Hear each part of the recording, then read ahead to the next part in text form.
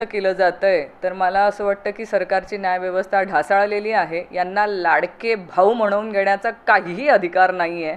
फक्त मतं मिळवून देण्यासाठी त्यांनी लाडक्या बहिणींचा वापर केला आहे, हा माझा आरोप आहे.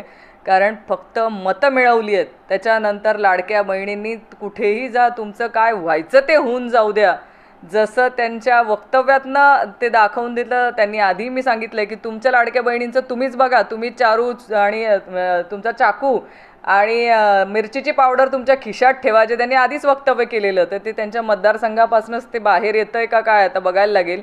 पण जी मुलगी आहे जिच्यावरती अशी घटना करायची वेळ आलेली आहे, तिला लवकरात लवकर न्याय मिळवून देण्यासाठी आम्ही तिच्या परिवाराच्या खंबीरपणे पाठीशी आहोत आणि जिथे आवश्यकता आहे तिथे आम्ही नक्की आवाज उठवू आणि त्या मुलीला न्याय मिळवून देण्यासाठी प्रयत्न करूयात.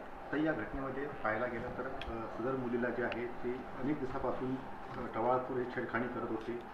थेट मुलीच्या घरात घुसून म्हणजे टवाळखोरीला विरोध केल्यानंतर या विरोधाला झुगारून टवाळखोरांनी मुलीच्या घरात घुसून तिच्या बहिणीला देखील मारहाण केलेली आहे.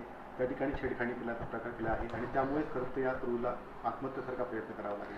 आपण बघितलंय ना की बऱ्याच घटनांमध्ये पोलिसांचं वचकच राहिलेलं नाही आहे. महाराष्ट्रामध्ये गृह खातं आहे का शिल्लक, किंवा पोलिसांचा वचक तरी आहे का? कारण पोलिसांचं वचकच शिल्लक नाही आहे. कायदा सुव्यवस्था महाराष्ट्रामध्ये आहेच नाही आहे. त्याच्यामुळे गुन्हा करत असताना गुन्हेगारांची हिंमत एवढी वाढली आहे की ते घरापर्यंत जातात, त्यांच्या आईवडिलांसमोर पण मुलींची छेडखाणी करायला कमी करत नाही आहे. अशा घटनेमध्ये तात्काळ जी पालकमंत्री महोदयांच्या मतदारसंघातला विषय, तर तात्काळ त्या आरोपींना अटक का करण्यात आली नाही?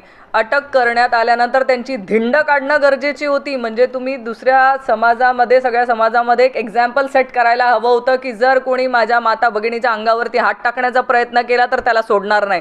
का नाही केलं? तुम्ही करायला हवं होतं, कारण हे तुमच्या हातात होतं. तुम्ही पालकमंत्री आहात, तुम्ही इथे पालक म्हणून या जिल्ह्याचे जर जबाबदारी घेता आहात तर तुम्हाला गरज होती त्या मुलीच्या पाठीशी उभं राहण्याची. पण इथे पोलीस यंत्रणा ही कुठेही काम करताना दिसत नाही आहे. मला असं वाटतं अधिकाऱ्यांवरती देखील कारवाई करण्याची गरज आहे.